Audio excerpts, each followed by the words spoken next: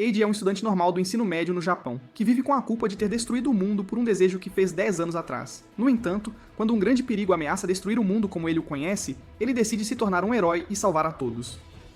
Tudo começou quando Eiji era um garoto jovem e feliz do Japão, vivendo sua vida ao máximo, assistindo desenhos e brincando lá fora, quando um dia, ao voltar da escola, uma garota de cabelo rosa apareceu, do nada, em seu quarto. Eiji rapidamente percebe que essa garota não é uma pessoa comum, afinal ela flutua no ar como um balão de hélio e afirma que pode dar a ele qualquer poder que ele desejar. Como qualquer garoto bobo, Eiji esquece que não deve falar com estranhos e imediatamente começa a pensar no que deveria desejar, quando de repente se lembra de seu vilão de desenho favorito, cujo sonho é conquistar o mundo inteiro, mas apenas para trazer paz e prosperidade. Inspirado por isso, Eiji deseja que o mundo inteiro seja conquistado por ele, e isso resulta numa cadeia de eventos catastroficamente destrutiva que ninguém jamais poderia ter imaginado. O mundo inteiro começa a ser destruído, o chão se quebra sob seus pés, os céus se rasgam, liberando os horrores além da imaginação. Eiji não tem ideia do porquê isso está acontecendo e tenta salvar sua vida, mas sua meia-irmã não teve tanta sorte, pois se feriu durante este evento, que mais tarde ficou conhecido como a Grande Destruição. Mesmo depois de 10 anos, Eiji é incapaz de se perdoar pela calamidade que causou, matando inúmeros inocentes e aleijando sua pobre irmã. Eiji agora está no ensino médio, mas se tornou um completo excluído social, vivendo sua vida como um solitário, enquanto o professor da turma os educa sobre a história do evento e sobre as pessoas com poderes especiais, conhecidas como ordens. Embora existam milhares de ordens neste mundo a esta altura, a maioria delas está sob controle do governo e fazendo um bom trabalho, mas a maior parte do mundo ainda suspeita que uma das ordens causou a grande destruição. Eiji começa a se sentir desconfortável com o tópico e se desculpa da aula, alegando que está se sentindo mal. Enquanto voltava para casa, ele avista um grupo de pessoas liderando protestos contra a existência das ordens, alegando que deveriam ser condenadas à morte. Ele os ignora e volta para seu quarto, onde encontra Daisy, a garota de cabelo rosa que lhe deu seus superpoderes lá no início. Ele fica um pouco irritado e pergunta por que ela está ali, mesmo depois de ele ter dito para ela ficar longe dele. Daisy diz a ele para se acalmar, pois ela se certificou de que sua irmã Sina não a visse. Eiji se senta e pergunta por que ela ainda está criando ordens, mesmo sabendo o quão destrutivas elas podem ser. Daisy simplesmente afirma que é o trabalho dela conceder esses desejos, e que ela não pode simplesmente parar de fazer isso. Ela diz a ele para não se culpar pelo que aconteceu 10 anos atrás, já que ela ainda pensa que a grande destruição não teve relação com o desejo dele. A esta altura, Eiji nem se lembra do que desejou, e não tem ideia de quais são seus poderes reais, pois nunca os usou antes. Daisy diz a ele para tentar descobrir quais são seus poderes, mas Eiji é apenas um cara tranquilo que não se importa com poderes e decide tirar uma soneca. Ele é acordado por sua irmã, que perguntou sobre o dia dele e como é viver como uma pessoa normal, antes de perguntar aleatoriamente a Eiji o que ele faria como uma ordem. Isso envia Eiji a um ataque de pânico, pois ele fez todo o possível para esconder esse segredo de sua irmã. Mas felizmente, ele percebe que Sina está apenas perguntando o que ele desejaria se algum dia lhe fosse dado o poder de uma ordem. Ele solta um suspiro de alívio e afirma que realmente não sabe o que quer, mas Sina responde que tudo o que ela pediria seria para estar com ele para sempre e para os pais voltarem à vida. Eiji sorri para ela antes de dizer para ela ter uma boa noite de sono. Na manhã seguinte, enquanto ele estava cochilando em sua sala de aula, o professor nerd da turma anuncia que eles terão um novo aluno transferido, o que é um clássico. A aluna transferida obviamente acaba sendo uma linda garota de cabelo rosa que definitivamente não é uma psicopata. A garota se apresenta como Rin, e Eiji imediatamente começa a simpar por ela em sua própria mente, pensando em como ela é bonita. Naquela noite, quando ele estava prestes a entrar em casa, ele é assustado por Rin, que o chamou por trás, alegando que ela tinha acabado de se mudar para o andar de cima do dele, mas infelizmente ficou trancada para fora sem chave. Eiji a olha como um idiota, sem saber o que dizer, enquanto Rin pergunta se ele poderia usar o telefone para chamar um chaveiro para ela. Eiji percebe que essa é uma boa desculpa para pegar ela, e imediatamente começa a abrir a porta principal para convidá-la a entrar. Mas você nunca deve pensar com sua outra cabeça nessa situação, pois Rin imediatamente usa um taser nele, nocauteando-o. Quando ele finalmente acorda, ele se encontra em sua sala de estar, enquanto Rin tira uma katana de sua bolsa, dizendo a ele que ela é uma assassina que está ali para game over, ele para sempre. Eiji não entende por que ela iria querer isso, mas Rin responde que sabe que ele é a ordem que causou a grande destruição com seu desejo, e que durante isso, a mãe dela foi queimada até a morte, enquanto o pai dela morreu por sufocamento ao tentar salvá-la. Ela diz a ele que esperou pelos últimos 10 anos para encontrá-lo, e agora ela vai aproveitar este momento. Com isso, ela enfia sua espada nas mãos de Eiji, que se contorce no chão de dor enquanto o sangue pinta o chão sob ele. Ela sorri e afirma que agora vai acabar com a vida dele, mas ao levantar a espada, ele começa a implorar para ela deixá-lo em paz, pois foi um erro. De repente, para a surpresa deles, algum poder se ativa dentro dele, e a espada desaparece da mão de Rin, e se enfia profundamente em sua barriga. Eiji fica horrorizado com isso enquanto a garota cai no chão e ele imediatamente corre para fora gritando por ajuda. Ele logo se encontra escondido dentro de um templo perto de um rio e tenta se acalmar enquanto se pergunta se foram seus poderes que levaram à morte da psicopata ou não. Eiji está prestes a ir à polícia, mas ele volta a si quando percebe que todas as pistas apontarão para ele como o assassino. E eles podem até descobrir que ele é uma ordem. Ele percebe que precisa se acalmar e pensar direito. Então ele acaba ligando para sua irmã no hospital, o que o faz se sentir melhor. Ele decide visitar o hospital para ter seus ferimentos examinados, apenas para encontrar o hospital inteiro deserto. Antes que pudesse sequer entender a situação, ele ouve a voz de sua irmã em uma cadeira de rodas sendo empurrada por uma pessoa que ele nunca pensou que veria novamente. Isso o horroriza enquanto ele luta para entender como Rin pode estar viva depois que ele a esfaqueou no estômago, mas Rin simplesmente afirma que ele está atrasado enquanto anda como se não tivesse ferimentos. Antes que ele possa entender o que está acontecendo, a porta do elevador se abre e dois homens totalmente armados saem, apontando suas armas para ele. Enquanto Rin leva a cadeira de rodas para o elevador, ela diz a ele que não pode matá-lo facilmente, então ela levará sua irmã como seguro, e apenas para irritá-lo, ela esfaqueia Sina no ombro, alegando que ela morrerá se Eiji não a encontrar sozinho em um prédio abandonado. Eiji cai no chão, devastado enquanto a porta do elevador se fecha, enquanto os dois homens apontam para ele, esperando as ordens para atirar, enquanto o guarda mais velho diz ao outro que Eiji é a ordem que destruiu o mundo 10 anos atrás. Isso o irrita e ele perde o controle de si, esmagando os dois com uma placa próxima, nocauteando-os antes de fugir para uma garagem onde ele cai inconsciente. Ele logo é acordado por Daisy, que diz a ele para não se preocupar, pois ele não perdeu o controle de seus poderes. Ele não entende o que está acontecendo e diz a Daisy que tinha certeza de que Rin estava morta. Mas Daisy solta a bomba de que Rin é, na verdade, uma ordem também. Ela afirma que Rin foi moralmente ferida por um incêndio 10 anos atrás durante a catástrofe. Quando ela foi escolhida como uma ordem e para seu desejo, ela pediu o poder de regeneração. De acordo com Daisy, o poder de regeneração de Rin é tão forte que ela é basicamente imortal a esta altura, pois pode se curar até mesmo das lesões mais ameaçadoras à vida. Daisy diz a ele que ele deve usar seus poderes especiais se quiser ter uma chance contra Rin, mas Eiji não quer ser a razão das mortes de inocentes novamente, então ele recusa. Ao ouvir isso, Daisy toca sua mão com um encantamento, alegando que ela bloqueou seus poderes em 0,1% de sua capacidade real, o que deve impedi-lo de perder o controle.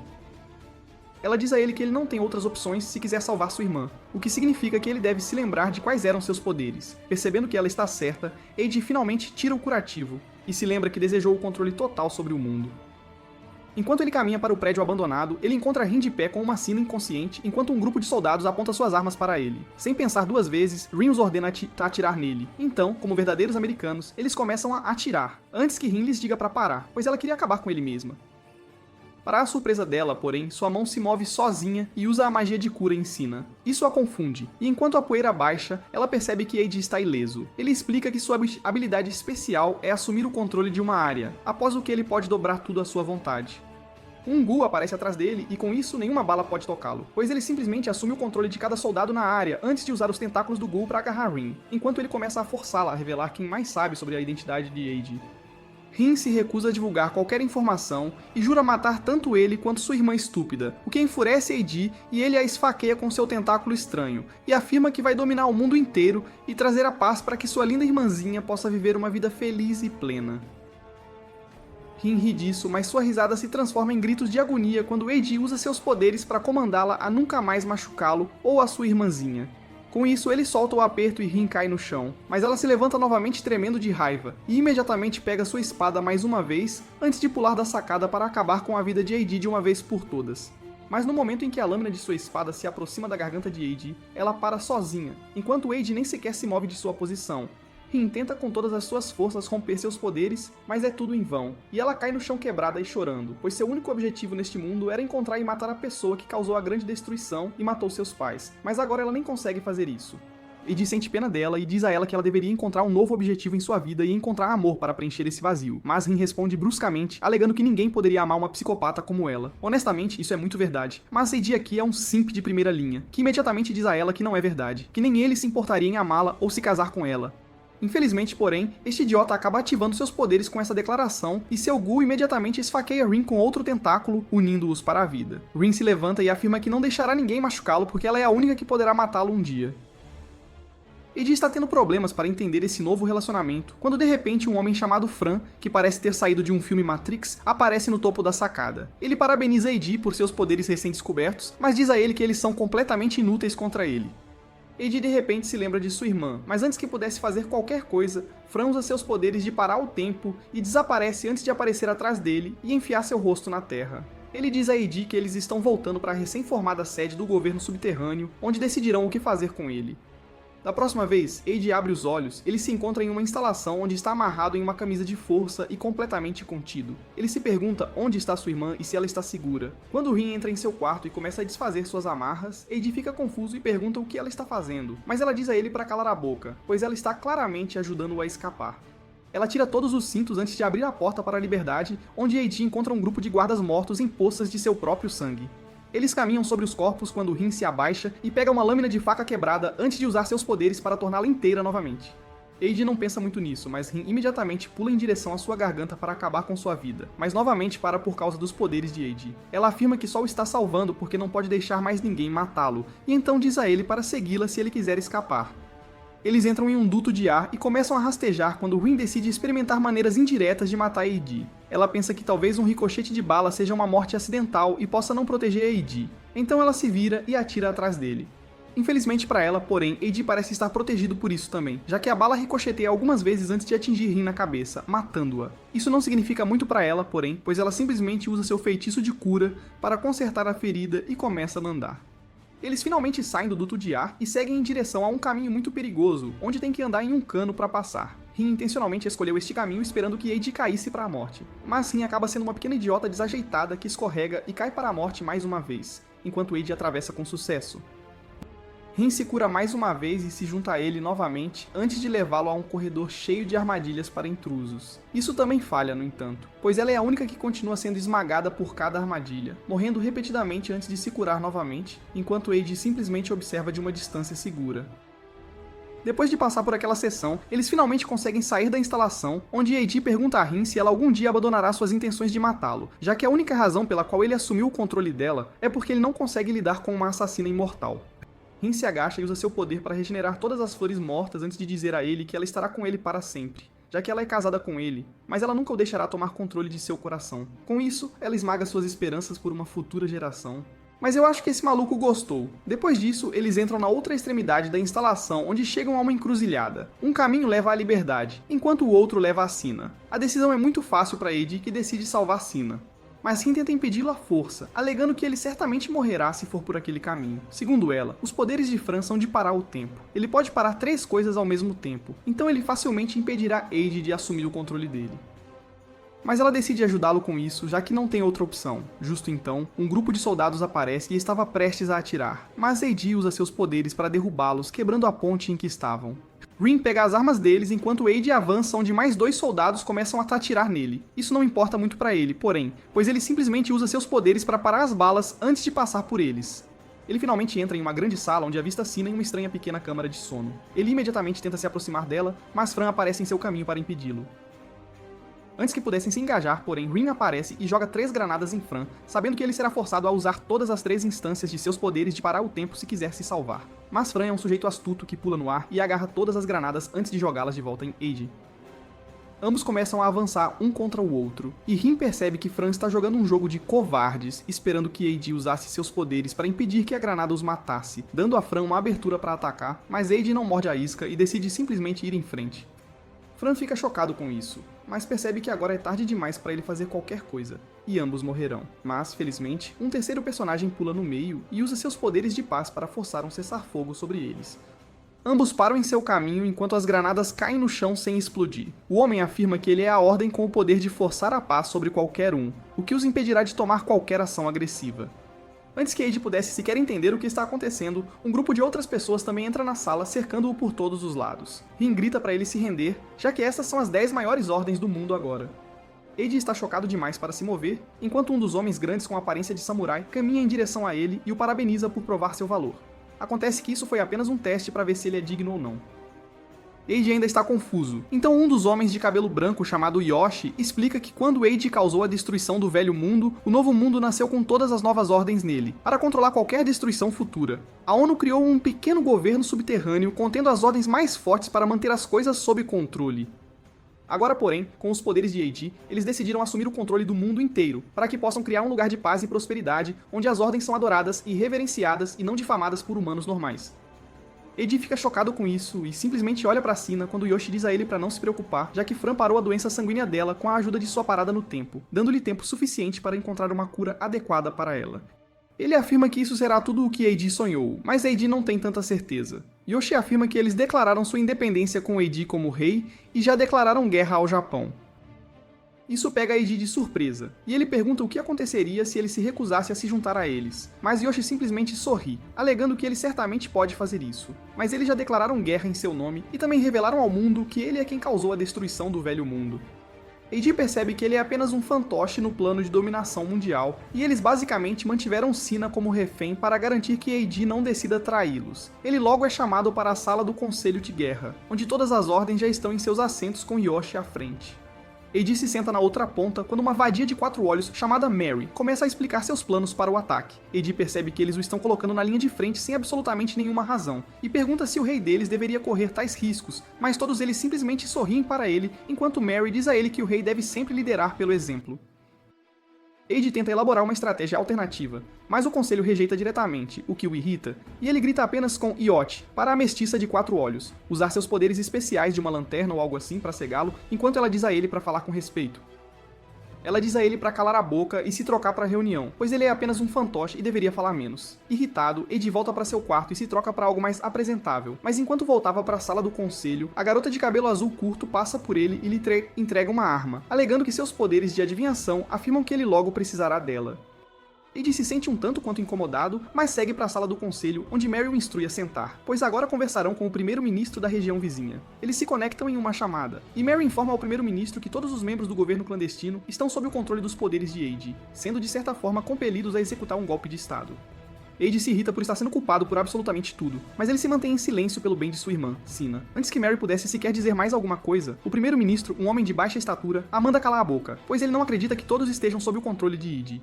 Então ele prontamente muda a transmissão para uma sala repleta dos familiares de todas as 10 ordens do governo clandestino. Ele alega que, uma vez que todos estão sob o controle de E, eles não deveriam ser capazes de fazer absolutamente nada a respeito. E com essa justificativa, ele ordena uma execução imediata dos reféns por estarem associados aos traidores. Mary fica absolutamente chocada com essa cena, enquanto os soldados começam a decapitar os reféns, um por um, sem demonstrar a menor piedade, e os membros da ordem assistem a tudo, completamente impotentes. Eiji está horrorizado com tamanha barbárie, enquanto Mary, por sua vez, fica apavorada pela vida de seu irmãozinho. Contudo, antes que o primeiro-ministro pudesse sequer ordenar sua execução, Eiji solta uma risada e declara que o fato de ele matar reféns não significa absolutamente nada. Com isso, ele saca sua arma e atira em Mary, atingindo-a no peito. O primeiro-ministro fica completamente chocado, mas Eiji não para por aí e começa a atirar em cada um dos membros das 10 ordens, que, um a um, desabam no chão, aparentemente sem vida. O primeiro-ministro jamais esperava por algo assim e fica completamente sem palavras, mas na verdade Eiji havia usado seus poderes para impedir que as balas sequer atingissem os membros das ordens. Ele estava prestes a encerrar a reunião quando de repente a porta atrás dele se abre e Rin salta para fora empunhando uma espada em sua mão. Isso foi algo bastante inesperado, pois a idiota estúpida salta na direção de Eiji para atacá-lo, mas Eiji não tem tempo para pensar e atira na cabeça dela, antes de disparar um segundo tiro, tudo isso na frente do mundo inteiro. Ele então se vira para o primeiro-ministro, que está em choque, e o instrui a entregar a cidade a ele com toda a calma. Caso contrário, ele irá destruir absolutamente tudo. Assim que a reunião chega ao fim, todos os membros das ordens se levantam lentamente, enquanto Rin também se recupera de seus ferimentos, questionando-se o que ela teria feito para merecer um tratamento tão brutal. De qualquer forma, os membros da ordem parecem bastante satisfeitos com os resultados, pois o primeiro-ministro provavelmente acredita que Eiji é o único e exclusivo culpado por toda essa situação neste exato momento. Na manhã seguinte, todos se preparam para o primeiro e decisivo assalto. E Eiji é enviado para infiltrar a cidade, acompanhado por Rin e um grande grupo de soldados. Enquanto caminham pelos túneis escuros, Eiji revela a Rin que ele pretende mostrar às 10 ordens seu verdadeiro e inquestionável poder, forçando-os a encontrar uma cura para a grave doença de Sinha. Rin prontamente afirma que aquilo é um plano completamente estúpido, mas Eiji insiste que o destino de ambos está intrinsecamente entrelaçado e que ela terá que ajudá-lo, aconteça o que acontecer. Eles então começam a avançar, mas os soldados não parecem nem um pouco satisfeitos com o fato de estarem sendo comandados por um mero e jovem garoto. De repente, o teto acima deles começa a rachar e a desmoronar, e isso foi mais do que suficiente para que os soldados imediatamente fugissem, desertando seu líder bem no meio do perigo iminente. Eiji tenta desesperadamente impedir que o selo do túnel colapse, enquanto Rin insiste que eles deveriam recuar, mas Eiji decide seguir em frente, pois ele simplesmente não pode parecer um covarde neste ponto crucial. Contudo, antes que eles pudessem sequer fazer qualquer coisa, a garota de cabelos azuis, chamada Ayu, corre à frente e utiliza seus poderes de adivinhação para, essencialmente, prever exatamente onde as enormes pedras irão cair. Ela os instrui a segui-la, e em pouco tempo começa a correr diretamente para a saída, desviando de todas as pedras com a inestimável ajuda de seus poderes. Felizmente, eles conseguem sair do túnel em total segurança, onde Ayu se vira para Eiji e o informa que o objetivo principal deles é evitar qualquer tipo de combate e, em vez disso, garantir um alvo específico conhecido como o Deus da Rocha. Eiji fica extremamente confuso, mas também muito irritado ao mesmo tempo, pois percebe que as 10 ordens estão simplesmente o utilizando como um mero garoto de recados, e ele decide então mostrar a todos quem realmente é o chefe ali. Ao mesmo tempo, ele continua se distraindo com a fita de cabelo de Yu e tenta pegá-la, agindo como um completo e total esquisito. Os sentidos de alerta de Yu entram em ação de forma crucial, e ela salta pra cima de um prédio, gritando que ele deveria, antes de mais nada, pedir seu consentimento, alegando que, de acordo com seu pai, se alguém tocasse sua fita de cabelo, ela ficaria imediatamente grávida. Eiji obviamente não acredita em tal coisa, já que ele sabe perfeitamente bem como os bebês são feitos, mas ele a tranquiliza, dizendo para não se preocupar, pois ele não fará aquilo novamente. Ele logo desce do telhado, mas no processo acaba ferindo a perna dela. Contudo, antes que ele pudesse sequer ajudá-la, Rin aparece de repente atrás dele, afirmando que finalmente encontrou o deus da rocha. De repente, um gigantesco monstro de rocha emerge do chão e começa a destruir e esmagar absolutamente tudo em seu caminho. Eiji tenta então usar seu poder de controle para dominá-lo, mas, como se trata apenas de um avatar, assim como seu Gu, e não do usuário real, seu poder simplesmente não funciona. Ele rapidamente decide fugir dali com Io, mas Rin, de forma traiçoeira, continua mostrando ao monstro de rocha exatamente onde eles estão se escondendo, na esperança de que ele finalmente matasse Eiji. Eiji e Io conseguem se abrigar debaixo de uma ponte quando Eiji então percebe que Io está visivelmente ferida. Ele tenta ajudá-la a se levantar, mas ela acaba escorregando, e ao tentar segurá-la, ele acidentalmente agarra a fita de cabelo dela. Ele imediatamente se desculpa por esse ato, mas para sua absoluta e completa surpresa, de repente a barriga de Io começa a crescer de forma visível, e ela então começa a chorar desesperadamente. Eiji está completamente horrorizado, mas ele não tem tempo para sequer pensar e começa a fugir desesperadamente com ela, enquanto o verdadeiro dono do avatar do monstro de rocha, chamado Kyo, emerge e começa a conversar com Rin. Eiji se esconde com Io quando ela, de repente, o agarra com força, afirmando que está prestes a dar à luz a qualquer momento. Eiji começa a ficar bastante preocupado sobre o que exatamente fazer, mas Io instrui a ouvir com a máxima atenção e então revela que, de acordo com sua poderosa adivinhação, as Nações Unidas estão implacavelmente atrás dele e estão prestes a lançar um míssil nuclear sobre esta cidade, destruindo absolutamente tudo nesta área. Isso realmente pega Eiji completamente de surpresa, e ele não tem a menor ideia do que deveria fazer nessa situação tão crítica. Ele tenta então contatar o quartel-general, mas por alguma razão inexplicável, nem mesmo seu walkie-talkie está conseguindo captar qualquer sinal. Ele decide que sua primeira e mais importante prioridade deve ser garantir que Io permaneça em segurança, então ele a pega e começa a correr desesperadamente em direção à cidade, onde encontra um grande grupo de pessoas e lhes pergunta a direção do hospital mais próximo. Ele rapidamente encontra o hospital e, felizmente, a enfermeira de plantão afirma que ele chegou bem a tempo e que Io deve estar completamente segura agora. Eles a levam para um quarto, enquanto parabenizam Eiji efusivamente por seu novo bebê. Eiji, sem saber absolutamente o que dizer a essas pessoas, permanece em silêncio, enquanto tenta desesperadamente elaborar um plano para salvar a cidade do iminente e terrível desastre. Io se levanta e diz a ele que ela mesma trouxe esse problema para seu próprio corpo, e que ele deveria simplesmente abandoná-la e salvar a própria vida. Mas isso o deixa extremamente irritado, e ele a manda ficar em silêncio, pois ele não vai, de forma alguma, fugir de sua responsabilidade. De repente, ele percebe a existência de uma torre de celular ali perto e avista um bloqueador de rede instalado bem no topo dela. Enquanto isso, Rin continua sendo implacavelmente perseguida por Kyo, que não para de tentar convencê-la a se juntar à sua equipe e assim matar Eiji juntos. Dessa forma, eles poderiam até mesmo impedir que o míssil fosse lançado. Rin, no entanto, é uma completa cabeça dura e não consegue realmente discernir se deveria ou não aceitar aquele acordo. Felizmente, antes que ela pudesse sequer tomar uma decisão, Eiji consegue destruir o bloqueador de sinal e imediatamente contata Rin, comandando-a para que ela mate o deus da rocha. Suas ordens imediatamente surtem efeito, e Rin agarra sua espada, desferindo um golpe com toda a sua força na direção de Kyo. Kyo consegue bloquear o ataque com seu gigantesco martelo, mas Rin não recua tão facilmente assim, e rapidamente repara sua espada antes de conseguir desferir um novo golpe contra ela, mais uma vez. De volta à torre de celular, Eiji consegue finalmente fazer contato com o quartel-general, onde Mary o instrui a sair rapidamente de lá antes que a ONU lance um míssil. Mas, para seu desespero, é tarde demais, pois ele percebe com horror que o míssil já havia sido lançado.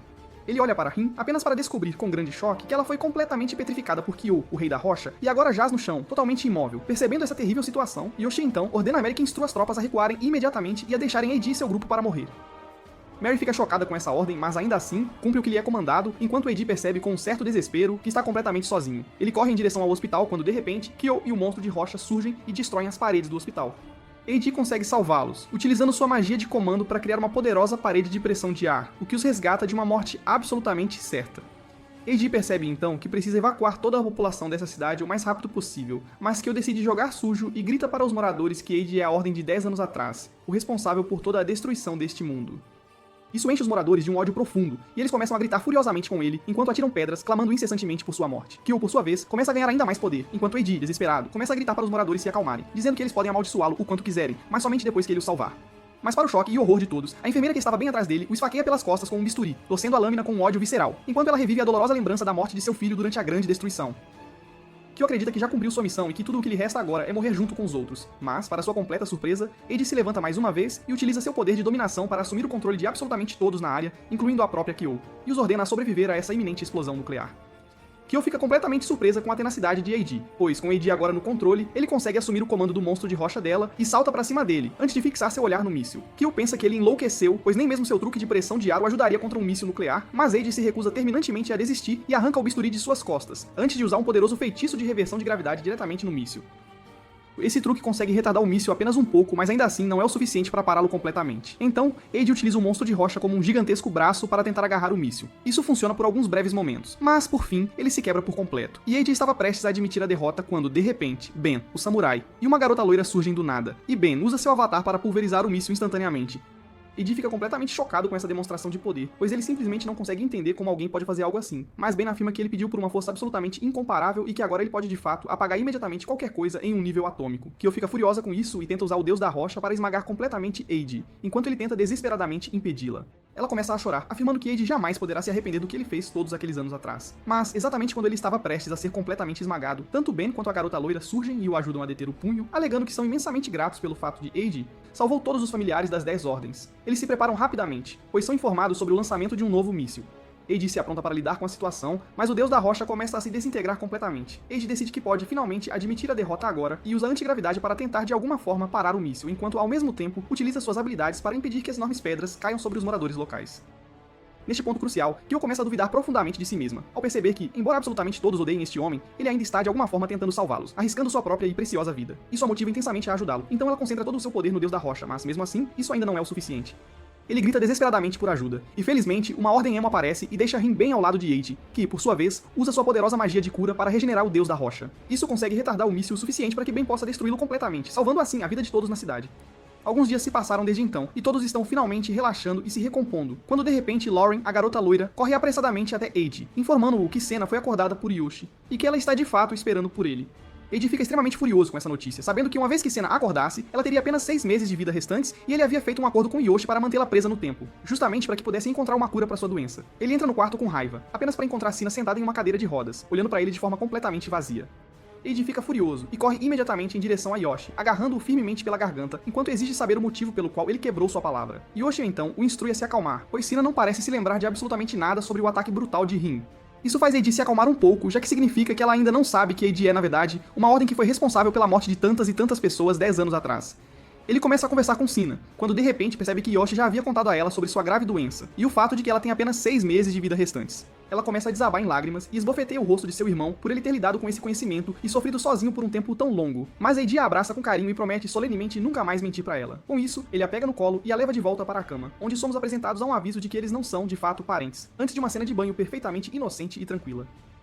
Mais tarde, enquanto Eiji estava relaxando tranquilamente na sala comum, um dos soldados o informa que Sena foi movida de seu aposento por Yoshi, o que naturalmente enfurece Eiji, e ele corre imediatamente para encontrá-la. Felizmente, encontrar Yoshi não foi uma tarefa muito difícil, e ele imediatamente o instrui a se afastar e a deixar Sena ir embora.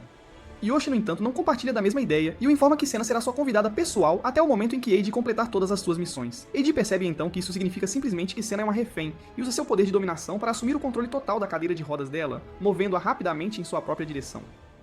Para a surpresa de Eiji, no entanto, Yoshi utiliza seus próprios e estranhos poderes, e de repente, a cadeira de rodas retorna para ele, enquanto seu capanga empurra Eiji com força para o chão. Yoshi o instrui a agir com extremo cuidado, pois ele está de fato segurando a vida de Sena na palma de suas mãos e o comanda a assumir o controle de todo o Japão.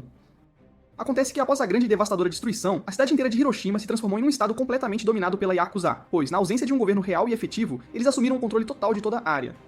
Isso torna o trabalho de Eiji consideravelmente mais fácil, pois ele simplesmente converte toda a área em seu próprio domínio e enfrenta a Yakuza cara a cara, utilizando seu poderoso feitiço de dominação para assumir o controle completo sobre eles, transformando-os de certa forma em seus meros fantoches. Assim, toda a área está agora completamente sob o controle de Eiji, o que por sua vez significa que está basicamente sob o controle de Yoshi. Depois que todo o trabalho foi devidamente concluído, Eiji e Rin decidem relaxar e passear tranquilamente pela cidade, onde, essencialmente, eles têm pequenos e adoráveis encontros, comendo a comida um do outro e passando um bom tempo apenas relaxando na área, sem qualquer preocupação com o que irá acontecer com o mundo. A felicidade, no entanto, dura muito pouco, porque quando Rin foi buscar mais alguns lanches, um homem estranho e misterioso a agarra por trás e utiliza seus próprios feitiços para desfazer o poder de Eiji sobre ela, fazendo-a retornar ao seu estado normal, o que mais uma vez acende o fogo ardente da vingança dentro de seu coração. Enquanto isso, alguns dos membros da Yakuza que foram trazidos de volta ao normal também começam a perseguir Eiji, atirando nele sem parar através do parque, enquanto ele foge completamente confuso. De repente, ele se depara cara a cara com seu guia que usa um tapa-olho, o qual afirma que estava ansioso para finalmente conhecer a ordem que destruiu o mundo por um tempo consideravelmente longo. Eiji não tem a menor ideia de quem seja aquele idiota, mas de repente, ele percebe Rin saindo das sombras, e logo se dá conta de que algo está muito errado ao notar a intensa raiva em seus olhos. O homem do tapa-olho ri, afirmando que Rin não está mais sob o controle de Eiji e está completamente livre para matá-lo, o que para ele é uma péssima notícia. Então ele tenta usar seus poderes nela mais uma vez, mas desta vez ela está usando fones de ouvido especiais, o que a impede de ouvir os comandos de AD, tornando-o completamente impotente e sem qualquer defesa contra ela. Ela começa a atacá-lo com sua espada repetidamente, golpe após golpe, enquanto ele tenta desesperadamente desviar, mas finalmente sua sorte se esgota quando Rin consegue atingir seu braço, cortando-o imediatamente. AD cai no chão, contorcendo-se de dor, enquanto Rin aponta sua espada diretamente para o rosto dele. Mas, antes que ela pudesse, de fato, acabar com a vida de AD, Ben e a garota da fita chegam, forçando-a a se afastar, enquanto Ayo rapidamente puxa AD para um local seguro. Ben os instrui a se afastarem imediatamente, enquanto ele mesmo lida com essa garota insignificante. Mas AD o adverte para não machucá-la, pois ela ainda é a Rin que ele conhece, e ele a quer de volta a todo custo. O homem do tapa-olho ri disso, afirmando que AD é um completo estúpido por lutar por um mundo que o despreza profundamente. E o diz a AD que eles precisam correr imediatamente, pois não há como lutar contra o tapa-olho, já que ele é simplesmente forte demais. AD se vira para ela e pergunta como ela conhece aquele sujeito, e Io finalmente admite que todo o grupo das 10 ordens foi, na verdade, criado especificamente para derrotar esse único e perigoso indivíduo. AD se recusa terminantemente a recuar sem antes salvar Rin, enquanto ela, por sua vez, continua a ficar cada vez mais forte e, inclusive, ataca Ben, abrindo seu caminho em direção a AD. Mas, antes que ela pudesse de fato derrubá-lo, a Io salta em seu caminho, recebendo o golpe em cheio, antes de cair no chão, completamente machucada e ensanguentada. Rin não perde sequer um segundo e tenta enfiar sua espada diretamente através de AD, mas ele rapidamente cria uma barreira de ar impenetrável entre os dois, bloqueando completamente o ataque dela. Ele tenta estender a mão para ela, mas ela simplesmente não consegue ouvi-lo, e é então que ele nota o puro e intenso nojo e ódio em seus olhos direcionados a ele. Isso realmente o desanima profundamente, mas ele então bebe um grande copo de copium e pensa que tudo isso acontece apenas porque o idiota do tapa-olho a está controlando. A fim de libertá-la, ele agarra uma pedra e a arremessa com força no homem do tapa-olho, abrindo um buraco considerável em seu torso. Mas, antes que ele pudesse sequer celebrar sua vitória, o homem do tapa-olho começa a rir de forma zombeteira, afirmando que AD é um completo estúpido por pensar que a verdadeira ordem se revelaria tão facilmente. Acontece que o próprio homem do tapa-olho é apenas um mero peão, enquanto a verdadeira e oculta ordem está escondida e o controlando por trás dos bastidores. Com isso, o homem do tapa-olho cria uma enorme e assustadora energia estática de cor preta que agarra AD e começa a sugá-lo violentamente em sua direção, quando de repente Yoshi desce do céu e utiliza sua habilidade especial de fazer com que qualquer uma de suas mentiras se transforme em pura verdade. Ele afirma com convicção que AD está fora da energia estática e completamente curado, e para a total surpresa de AD, ele de repente aparece do lado de fora, com seu braço perfeitamente unido novamente de onde havia sido cortado. Yoshi então grita que tanto Ayo quanto Ben estão completamente ilesos, e assim, ambos se levantam do chão em perfeito estado. O homem do tapa-olho parece estar visivelmente assustado com Yoshi e tenta recuar, mas Yoshi o atinge com um soco certeiro no rosto, nocauteando-o completamente. Com isso, os demais indivíduos restantes, incluindo Rin, começam a fugir desesperadamente, e quando AD tenta chamá-la, ela simplesmente o xinga e corre para longe. AD se vira para Yoshi e exige com veemência uma explicação detalhada sobre contra quem, afinal, eles estavam lutando, quando de repente Daisy aparece bem na frente dele, afirmando que ele estava lutando contra a ordem chamada Gen, que não é ninguém menos que o próprio pai de AD. AD se recusa terminantemente a acreditar que seu pai, que ele pensava ter morrido durante a grande destruição e por sua causa, ainda está vivo. Ele grita com Daisy, exigindo que ela lhe diga a verdade. Mas a garota fada simplesmente o instrui a abrir bem os olhos e a decidir se ele realmente quer acreditar na verdade ou se prefere viver uma mentira. Yoshi parece bastante incerto sobre toda essa situação e decide enviar AD e Yu em uma importante missão para que descubram o que puderem sobre o pai de AD, que estaria no campo. AD, obviamente, fica extremamente intrigado com a possibilidade de finalmente encontrar seu pai, que ele pensava estar morto há muito e muito tempo, então ele imediatamente concorda com a proposta. No dia seguinte, bem cedo, ele e Yu partem em sua jornada e fazem uma parada para um farto e delicioso almoço de inúmeras tigelas de ramen. AD come até se sentir completamente satisfeito antes de, ao enfiar a mão no bolso, perceber com certo desespero que está completamente sem dinheiro, assim como provavelmente todos vocês. Eu já vi homens como ele antes, então ela o tranquiliza, dizendo para não se preocupar, pois o grupo deles irá cobrir absolutamente todas as despesas. Mas AD ainda inventa desculpas, alegando que sua carteira ainda está de alguma forma com Rin. Ele parece estar bastante chateado com toda a situação envolvendo Rin, mesmo agora, enquanto Yu está simplesmente feliz por ter AD completamente só para ela. Eles logo conseguem uma carona na traseira de um pequeno mini caminhão, o que os levará consideravelmente mais perto de seu destino final. Yu tenta então investir em AD, mas rapidamente percebe que ela realmente não tem a menor chance, já que AD ainda está completamente absorto em pensamentos sobre como conseguir trazer Rin de volta. Ela começa a duvidar seriamente de si mesma naquele exato momento, mas ainda assim mantém sua boca completamente fechada. Quando a noite finalmente chega, eles alcançam uma caverna gigantesca, que é supostamente uma área que eles precisam investigar minuciosamente. Então eles saem do veículo e adentram o local para descobrir o que está acontecendo lá dentro. Enquanto caminhavam pela série de cavernas, AD de repente percebe que algo está errado quando o teto da caverna começa a desabar. Yu fica chocada e congela, mas felizmente AD consegue agarrá-la e sai correndo para dentro, pois não quer aparecer em um vídeo do YouTube sobre mortes em cavernas. Ele começa a correr o mais rápido possível, enquanto diz a Yu para usar seus poderes de adivinhação e pedir um sinal. Depois que o choque passa, Yu recupera a lucidez e usa seus poderes para obter um biscoito da sorte que basicamente a instrui a continuar correndo em linha reta. Antes que pudesse contar a AD, ela começa a duvidar de si mesma e de seus poderes, perdendo-se em seus pensamentos, enquanto AD grita para que ela diga o que fazer. Finalmente, Yu sai do transe e diz a AD para ir para a direita em vez de seguir em frente. AD imediatamente se joga para a entrada do lado direito e por um momento eles sentem que tomaram a decisão certa e estão seguros. Mas essa sensação dura pouco, pois o chão sob eles se quebra e ambos caem no rio escuro abaixo. Yu entra em choque e perde a consciência, afogando-se rapidamente nas águas turvas. Mas, felizmente, Eiji consegue salvá-la e a traz de volta para a margem. Ela finalmente acorda e ambos começam a secar suas roupas junto à fogueira enquanto conversam.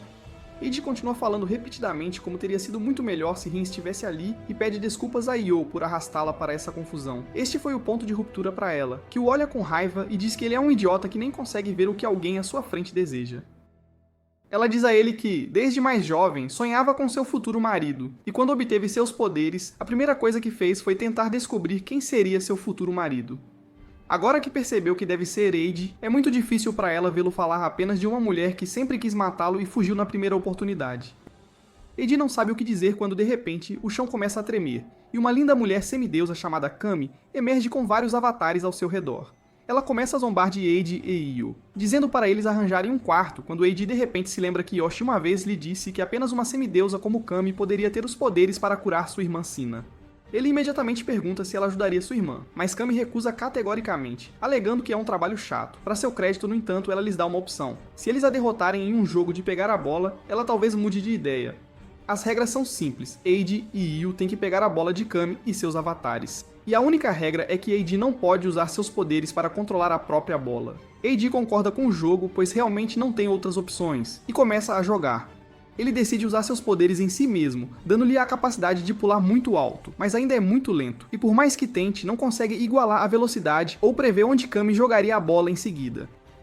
Ele pede a ajuda de Ribbon, e logo ela começa a dizer onde a bola será jogada, mas o trabalho em equipe deles ainda é muito lento para realmente pegar a bola. Ele continua tentando por um bom tempo antes de cair no chão exausto.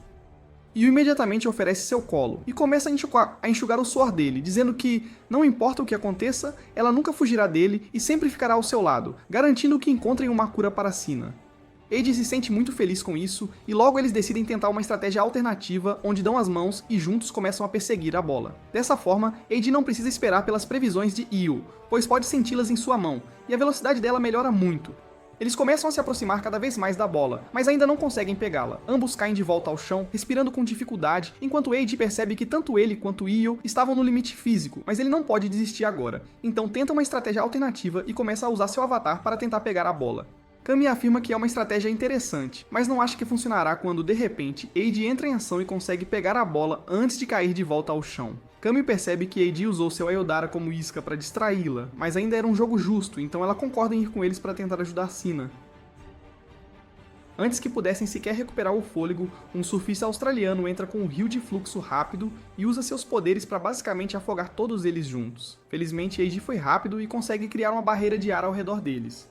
Mas não é o suficiente. O australiano veste seu equipamento de mergulho e entra na água com um arpão, enquanto Kami diz a Eiji que ele precisa pensar rapidamente em algo antes que fiquem sem ar. Kami lhes dá a ideia de fundir seus avatares para criar um avatar melhor, então eles tentam. E enquanto dão as mãos, sentem os poderes fluindo através deles, e de repente um novo avatar emerge, com os poderes de Eiji e Io. O avatar consegue prever onde o arpão atingiria e usa as habilidades de Eiji para desacelerá-lo, garantindo que não se machucassem. Finalmente, para acabar com o australiano, Eiji assume o controle dos peixes nadando perto deles e os atira no sujeito australiano, nocauteando-o. Eles o amarram, enquanto Kami afirma que este trio australiano é de um grupo chamado SP6. Ela pergunta por que eles a estão perseguindo, mas o sujeito australiano não responde, apenas grita por Daisy, que imediatamente aparece do nada. De repente, eles são colocados em uma videochamada com o cara do tapa-olho, Rin e alguns outros Orders, que os provocam antes que um dos Orders use seus poderes de lâmina dimensional para atacá-los através da tela. Eiji pensou que era apenas para exibição, mas para sua surpresa e horror, as lâminas aparecem na frente dele, vindo direto para matá-los. O ataque atinge Kami, matando-a, e a notícia logo chega a Yoshi. Ele imediatamente chega à sede, onde Eiji já está presente. Yoshi diz a Eiji que ele fez um bom trabalho lutando contra um inimigo e também derrotando Kami em seu jogo, mas Eiji não se importa com isso. Ele diz a Yoshi para usar seu poder e trazer Kami de volta à vida, mas ele responde que muito tempo se passou desde a morte dela, e ele não pode fazer nada agora. Ele então ordena que Eiji volte para a sede deles porque seu trabalho está feito. Eiji reclama que não pode colocar o Japão sob seu controle se estiver preso na sede, mas então ele decide desistir, acreditando que Yoshi o considera inútil agora. Nesse momento, o Orochimaru de loja de $1 dá um tapinha nas costas de Eiji e diz que se o inimigo Gen usar seu poder para criar outra grande destruição agora, eles não seriam capazes de salvar Sina ou qualquer outra pessoa. Eiji fica chocado ao saber que seu pai está conectado à grande destruição e ele explode com Yoshi perguntando o que diabos ele não está lhe contando. Ele declara que irá salvar Rin mesmo que tenha que fazer isso sozinho, quando Yoshi de repente o joga na cadeira e lhe diz que 10 anos atrás ele era um pesquisador em uma certa instituição dirigida por seu pai. Naquela época, Jen, Yoshi era apenas um nerd que não tinha visto o mundo real, e ele era viciado em sua pesquisa. Jen era seu superior e mentor que o tratava com gentileza, mas isso começou rumores de como Yoshi estava deixando Jen aplaudi-lo a portas fechadas para conseguir mais fundos de pesquisa.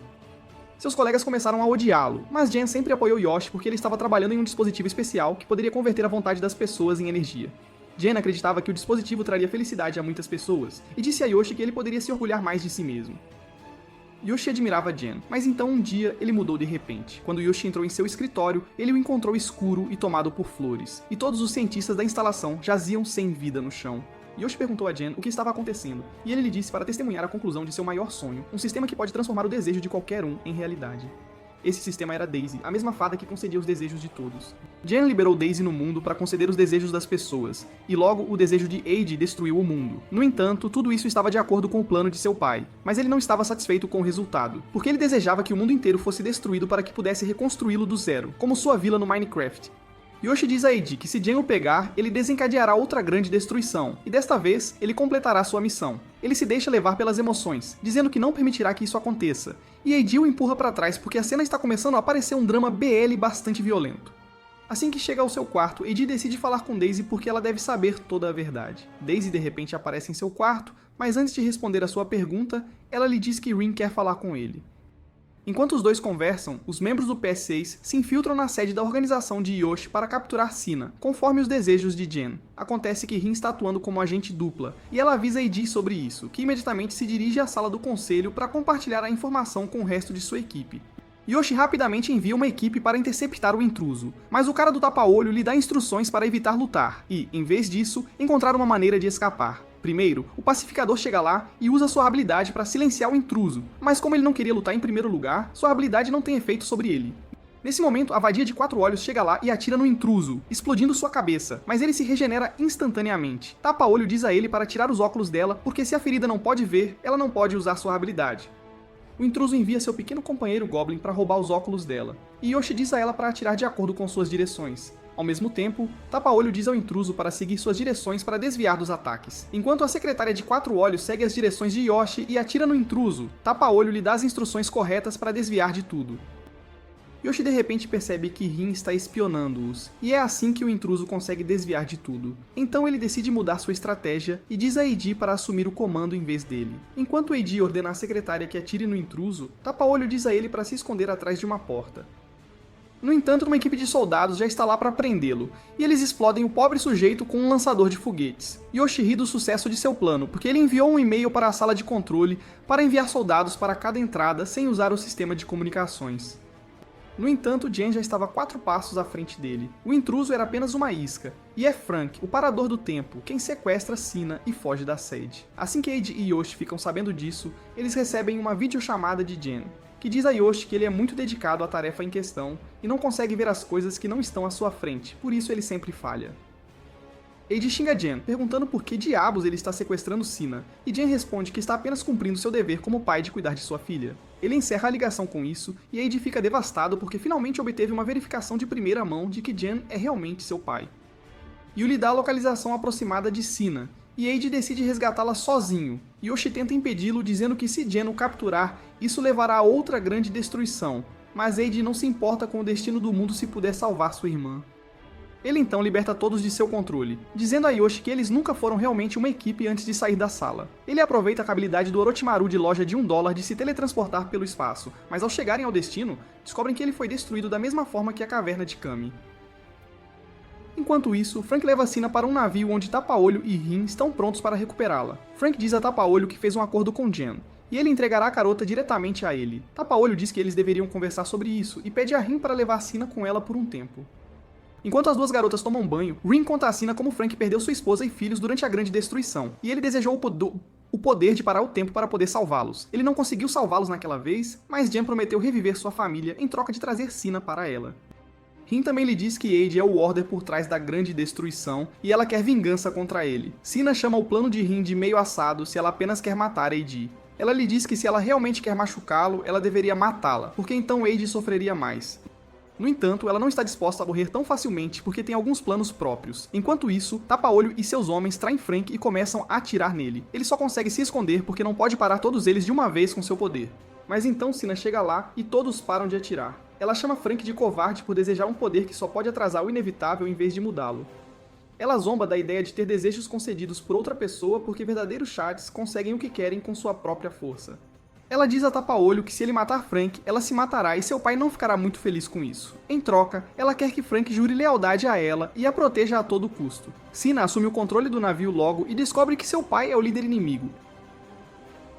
Ela não consegue acreditar nisso porque o viu morrer no dia da grande destruição. Mas então ela percebe que nem estava em casa naquele dia, e suas memórias são falsas. Por outro lado, Yoshi descobre qual é o plano de Gen.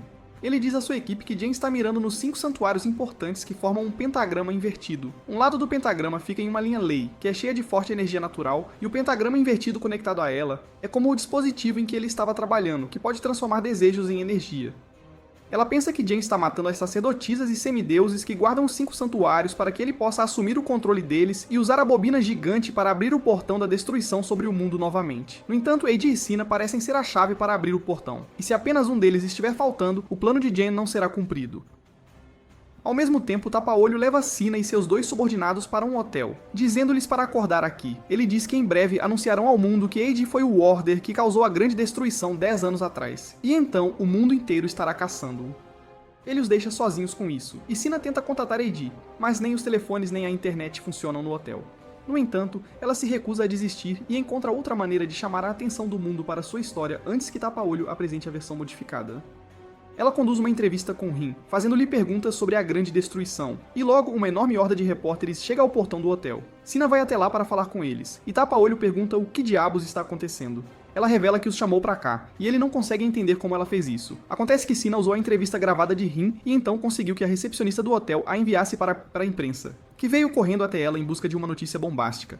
Nesse momento, Gen chega lá, e ele diz às pessoas da mídia para se afastarem porque ele quer encontrar sua filha primeiro.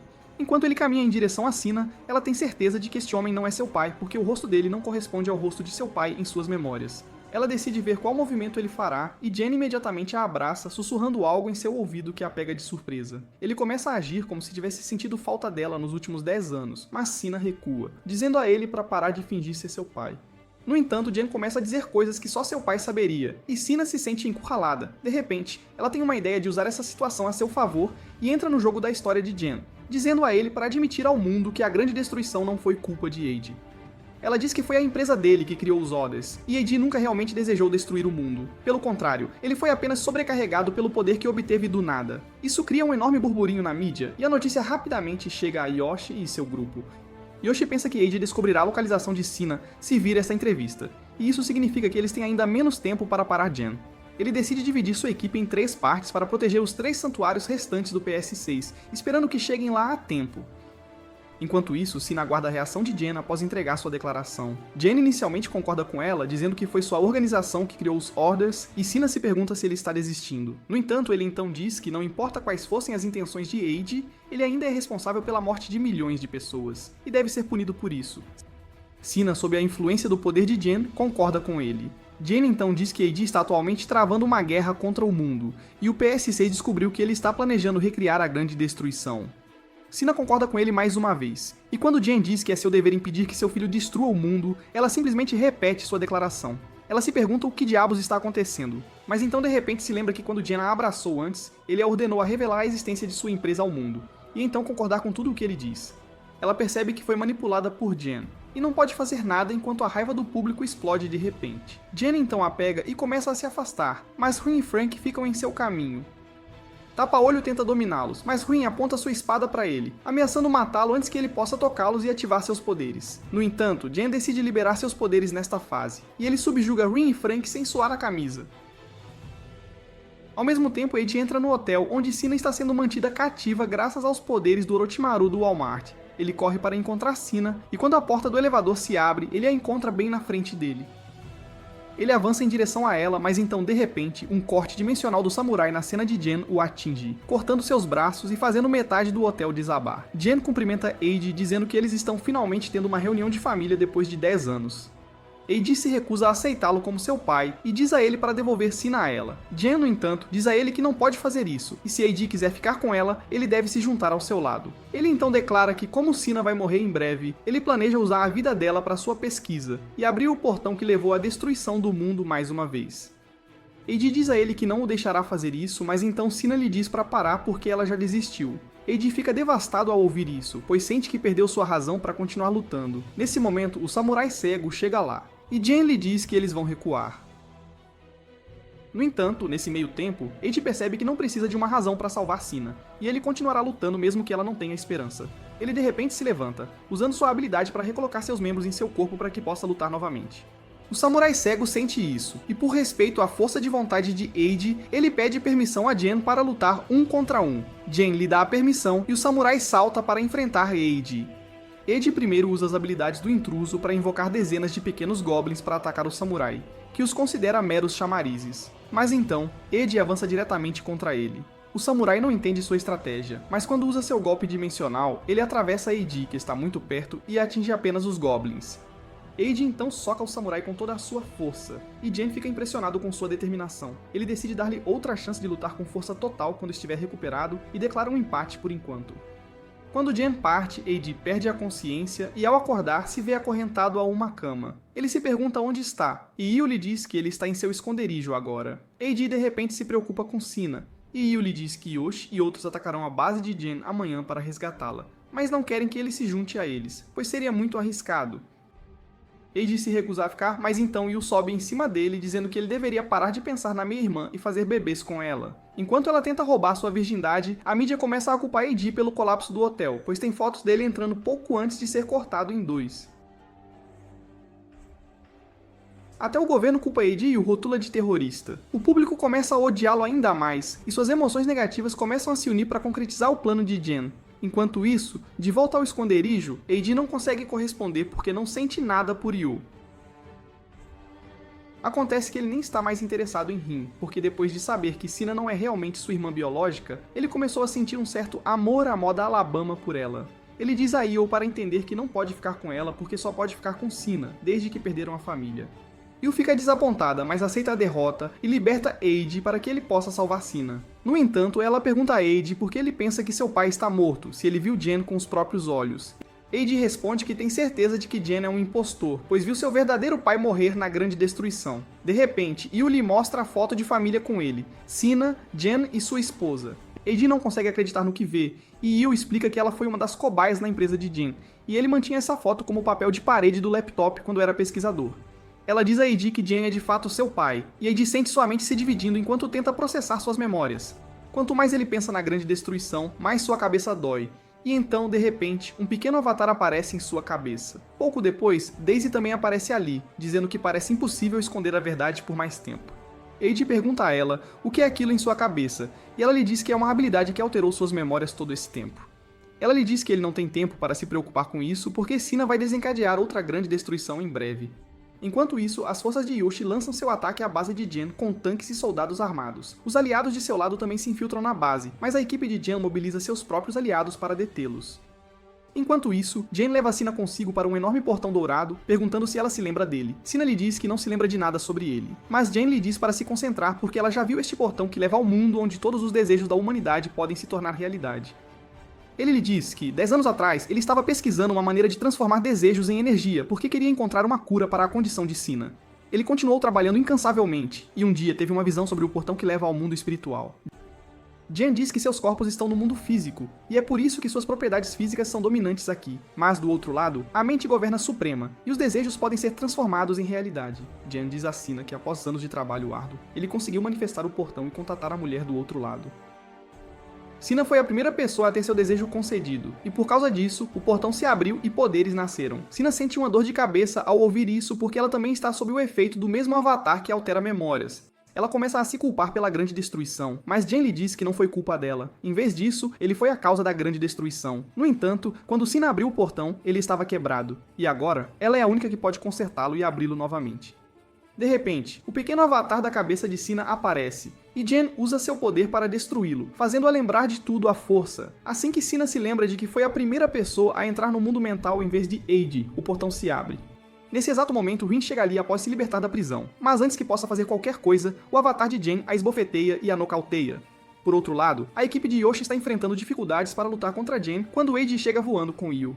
Ele invade pelo telhado, resgata a mulher de 4 olhos do ataque do velho assustador e então corre para salvar Sina sem fazer uma pausa. Ele a encontra inconsciente em uma cápsula de sono e lhe diz que a resgatará em breve, mas Jen diz que não há necessidade disso porque Sina concordou em cooperar com ele.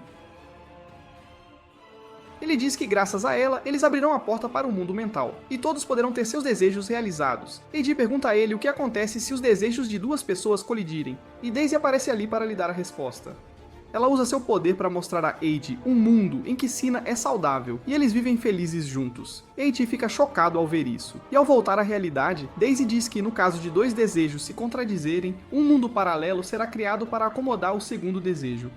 No novo mundo, se dois desejos se contradizerem, outro mundo será formado e um número infinito de universos será criado assim até que todos possam ter o que desejam. Jen diz a Eiji que ele deveria parar de lutar contra ele porque ele está fazendo isso pelo bem da humanidade. Ele diz que pode ter seu sonho de tornar Sina saudável realizado por causa disso, mas Eiji diz que se isso acontecer em outro universo, não será real. Jen lhe diz que será tão real quanto eles são. Mas como um idiota que não entende a teoria do multiverso, Eiji se recusa a acreditar nele. Ele caminha até Sina, acordando-a para que possam ir para casa, mas Sina lhe diz para não interferir no plano de seu pai. Ela então de repente o esfaqueia, e Eiji fica chocado enquanto Sina lhe diz que foi ela quem realmente causou a grande destruição 10 anos atrás. Eiji pergunta a Sina por que ela está fazendo isso, e Sina apenas repete sua declaração. Ele se recusa a acreditar nisso, e então Jen também diz a mesma coisa sobre Sina ser responsável pela grande destruição. Eiji diz a ambos que ele se lembra claramente de que ele foi o culpado, mas então Daisy aparece diante dele, lembrando-o de que ela já havia dito que suas memórias estavam falhas.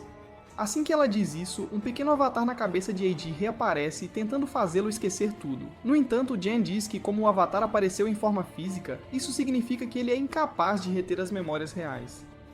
Ele decide fazer Eiji se lembrar da verdade à força e pede que ele recorde qual era o desejo de Sina 10 anos atrás. Ele de repente se lembra de que Sina foi quem desejou dominar o mundo para que pudesse viver feliz com sua família para sempre.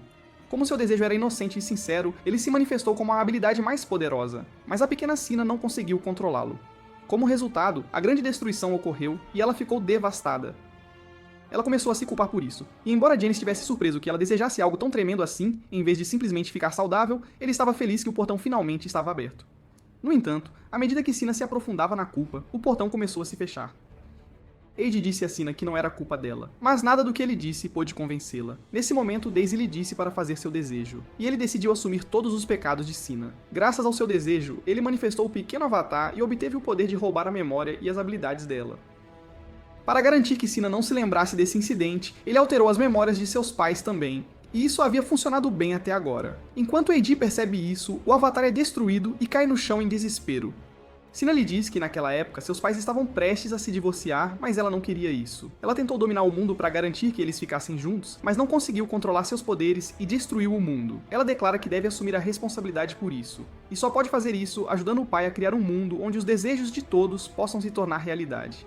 Eiji lhe diz que ela não pode fazer isso porque um mundo assim será uma mentira, mas Sina o chama de hipócrita porque os últimos 10 anos de sua vida foram uma mentira por causa dele. Ela lhe diz que o mundo que ela criará será o mesmo, e ela aprendeu que mesmo as mentiras podem fazer as pessoas felizes. Ela diz a Eiji que estava feliz, que ele sempre se importou com ela, e agora ela quer compartilhar essa felicidade com o resto do mundo. Eiji não consegue encontrar nada para dizer em resposta, e Sina o beija antes de partir para criar um novo mundo.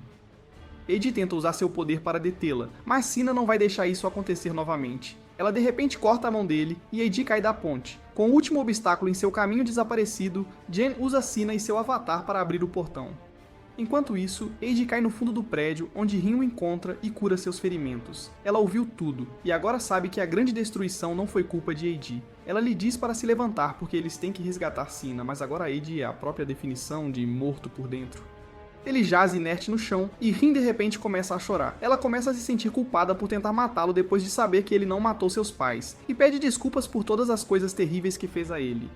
Ela pega um caco de vidro e o enfia no olho como um pedido de desculpas, e então diz a Eiji que fará qualquer coisa por ele. A vadia bipolar então começa a socá-lo, dizendo para ele voltar a si para que possam salvar Sina, mas Eiji lhe diz que não tem motivação para fazer nada agora. Rin pergunta se ele será um covarde e deixará Sina morrer, mas Eiji ainda não está convencido. Ela lhe diz que se ele ama Sina, ele não a deixará morrer, mesmo que ela o odeie. E essas palavras finalmente ajudam Eiji a se recompor.